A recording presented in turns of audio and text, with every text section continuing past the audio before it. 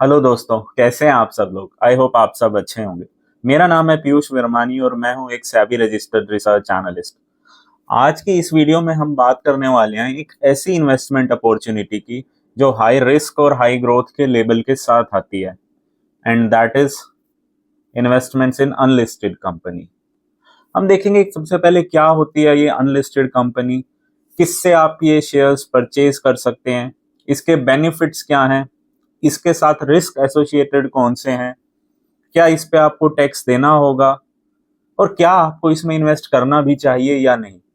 तो चलिए, सबसे पहला सवाल, what is unlisted company. Unlisted companies कौन सी होती हैं? अनलिस्टेड कंपनीज वो कंपनीज हैं जो अभी तक किसी भी फॉर्मल स्टॉक एक्सचेंज पर लिस्ट नहीं हुई हैं, चाहे वो एनएससी हो या बीएससी हो।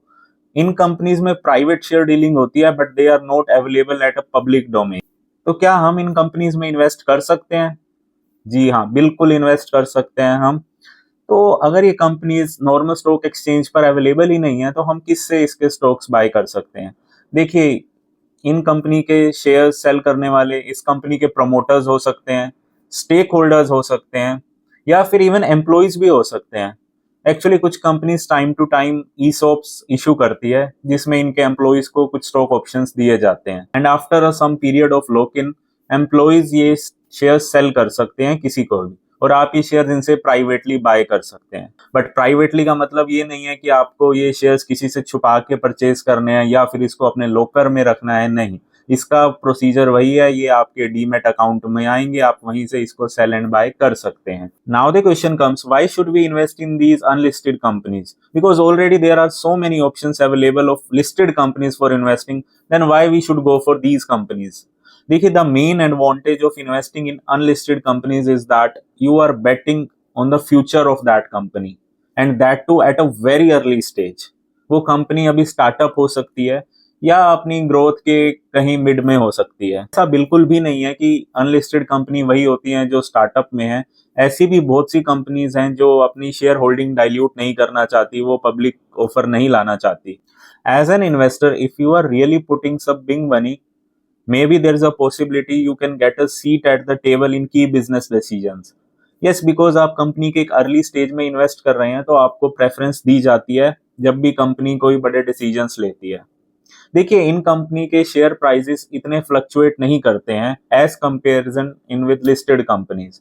उसका रीजन यही है बिकॉज ये पब्लिकली ट्रेड नहीं होते हैं, सो इसमें इतनी हाई वॉल्यूम्स नहीं होती हैं, और आप इन कंपनीज में इन्वेस्ट करके अपने पोर्टफोलियो को फर्दर डाइवर्सिफाई भी कर सकते हैं।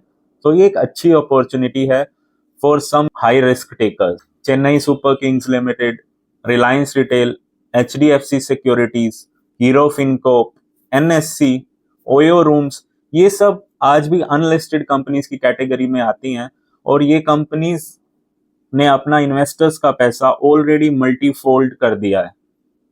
जिन इन्वेस्टर्स ने इनके स्टार्टअप फेज में इन्वेस्ट किया था, today they are enjoying multifold returns. But बहुत सी कंपनीज ऐसी भी हैं जिन्होंने अपने इन्वेस्टर्स का पैसा कंप्लीटली वाइप आउट कर दिया।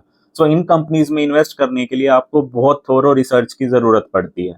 देखिए, स्टॉक मार्केट की दुनिया में रिवॉर्ड कभी भी अकेला नहीं आता है। हम जब भी रिवॉर्ड की बात करते हैं, there is an associated risk जो हमेशा इस रिवॉर्ड के साथ चलता है। और इन कंपनीज में इन्वेस्ट करने के रिस्क क्या हैं? देखिए, सबसे बड़ा रिस्क इन कंपनीज में इन्वेस्ट करने का है, that is lack of liquidity. जरूरी नहीं है आप जब इन कंपनी के स्टॉक्स को सेल करना चाहें बायर्स अवेलेबल हों, और इवन अगर हैं भी तो क्या उस प्राइस पे अवेलेबल हो जिस पे आप इसको सेल करना चाहते हैं। सो ये एक बहुत बड़ा रिस्क है इन कंपनीज के। देखिए, another risk is valuation. SEBI listed companies के ऊपर बहुत सारे रूल्स एंड रेगुलेशन लगाती है, जिसके कारण क्या है, लिस्टेड कंपनी को टाइम टू टाइम अपना रिजल्ट पब्लिक डोमेन में शो करना होता है, फाइनेंशियल डिस्क्लोजर्स देने होते हैं, ऑडिट करवानी होती है, जो कि अनलिस्टेड कंपनीज के केस में नहीं एप्लीकेबल होता है। और इसी कारण हमेशा अनलिस्टेड कंपनीज में लैक ऑफ ट्रांसपेरेंसी बनी रहती है। सो आपको इन्वेस्ट करने के लिए बहुत रिसर्च की जरूरत पड़ती है। देखिए, ये कंपनीज बहुत वोलेटाइल होती हैं। ये कंपनीज अभी अपने स्टार्टअप फेज में हैं, सो जैसे जैसे ग्रो करेंगी definitely they are going to face challenges. और क्या इनकी मैनेजमेंट इतनी कैपेबल है कि वो इन चैलेंजेस को ओवरकम करके कंपनी को सक्सेसफुल बना पाए? बहुत सी कंपनीज ऐसी हैं जो स्टार्ट होने के कुछ समय में ही बंद हो गई, और अगर आपने ऐसी किसी कंपनी में इन्वेस्ट कर दिया, so definitely you are going to get your capital wiped out.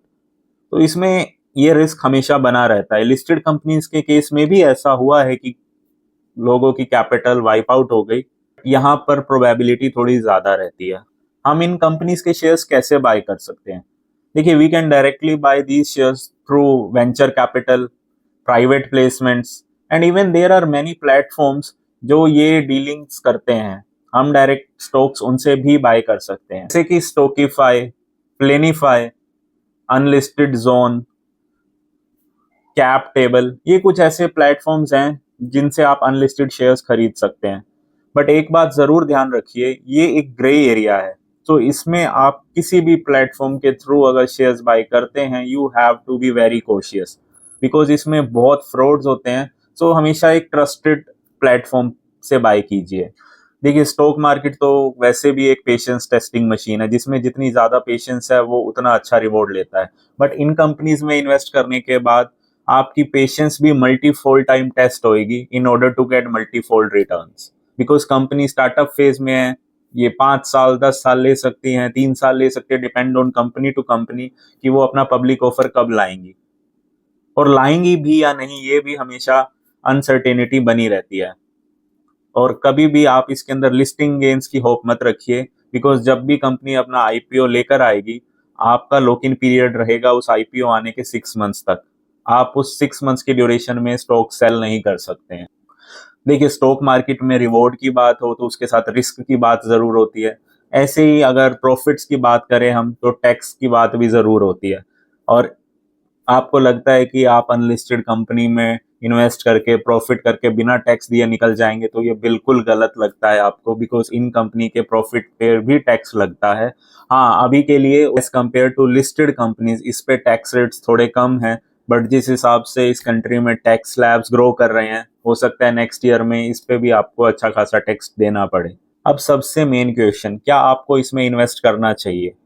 देखिए, this investment is for really high risk takers. Medium risk taker और लो रिस्क टेकर इसमें इन्वेस्ट करने का बिल्कुल भी ना सोचें। It is my personal opinion कि ऑलरेडी हमारे पास लिस्टेड कंपनीज अवेलेबल हैं जिनकी सारी इंफॉर्मेशन पब्लिक डोमेन पर है, and they are also giving you multifold returns, जहां पे कोई लिक्विडिटी का इशू नहीं है। तो क्यों ना हम उसमें इन्वेस्ट करें?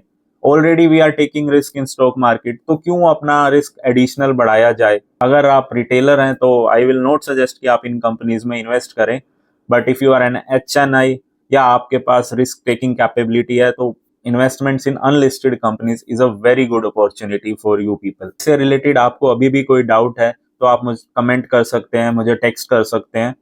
And thank you very much for listening, and do subscribe me for such meaningful content.